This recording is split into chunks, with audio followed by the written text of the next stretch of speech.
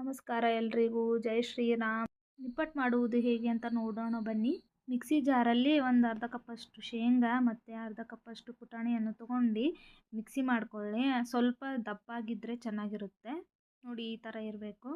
ಆಮೇಲೆ ಒಂದು ಬೌಲಲ್ಲಿ 1 ಬಟ್ಲ ಅಕ್ಕಿ ಹಿಟ್ಟು, ಅರ್ಧ ಬಟ್ಲು ಮೈದಾ, ಆಮೇಲೆ 2 ಸ್ಪೂನಷ್ಟು ಚಿರೋಟಿ ರವೆ ಆ್ಯಡ್ ಮಾಡ್ಕೊಳ್ಳಿ.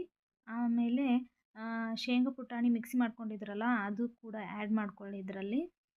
ಆಮೇಲೆ 1 ಸ್ಪೂನು ಚಿಲ್ಲಿ ಪೌಡ್ರ್ ಹಾಕ್ಕೊಳ್ಳಿ, ಖಾರದ ಪುಡಿ. ಆಮೇಲೆ ಸ್ವಲ್ಪ ಜೀರಿಗೆ ಮತ್ತು ಅಜ್ವೈನ, ಸ್ವಲ್ಪ ಎಣ್ಣೆ ಹಾಕ್ಕೊಳ್ಳಿ, 2 ಸ್ಪೂನಷ್ಟು ಹಾಕ್ಕೊಳ್ಳಿ ಎಣ್ಣೆ. ಬಿಸಿಯಾಗಿದ್ದರೆ ಚೆನ್ನಾಗಿರುತ್ತೆ. ಆಮೇಲೆ ರುಚಿಗೆ ತಕ್ಕಷ್ಟು ಉಪ್ಪನ್ನು ಹಾಕ್ಕೊಳ್ಳಿ, ಸ್ವಲ್ಪ ಅರಿಶಿಣ ಹಾಕ್ಕೊಳ್ಳಿ. ಆಮೇಲೆ ಚೆನ್ನಾಗಿ ಮಿಕ್ಸ್ ಮಾಡ್ಕೊಳ್ಳಿ.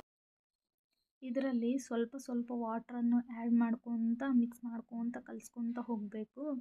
ಹಿಟ್ಟು ಯಾವ ಥರ ನಾದಬೇಕಂದ್ರೆ ತುಂಬ ಸಾಫ್ಟಾಗಿರಬಾರ್ದು, ಸ್ವಲ್ಪ ಗಟ್ಟಿಯಾಗಿದ್ದರೆ ಚೆನ್ನಾಗಿರುತ್ತೆ.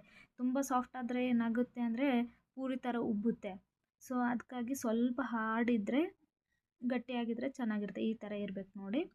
ಸ್ವಲ್ಪನೇ ಹಿಟ್ಟು ತೊಗೊಂಡು ಈ ಥರ ಪ್ರೆಸ್ ಮಾಡಿ ಸ್ಪ್ರೆಡ್ ಮಾಡಿ, ಒಂದು ಸ್ವಲ್ಪ ಸ್ಪ್ರೆಡ್ ಆದ ನಂತರ ಶೇಪ್ ಕೊಡೋಕ್ಕಂಥೇಳಿ ಒಂದು ಚಿಕ್ಕ ಬಟ್ಲ ತೊಗೊಂಡು ಶೇಪ್ ಕೊಟ್ಟಿದ್ದೀನಿ ನೋಡಿ ಯಾವ ಥರ ಇದೆ ಅಂತ.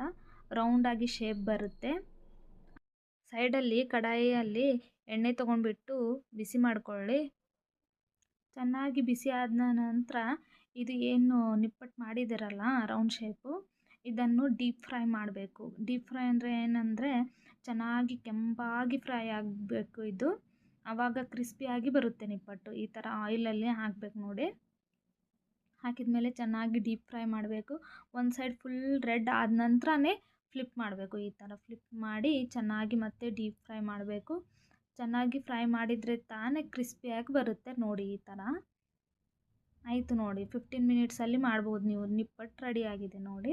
ನೀವು ಕೂಡ ಟ್ರೈ ಮಾಡಿ ನೋಡಿ, ಕಮೆಂಟ್ ಮಾಡಿ.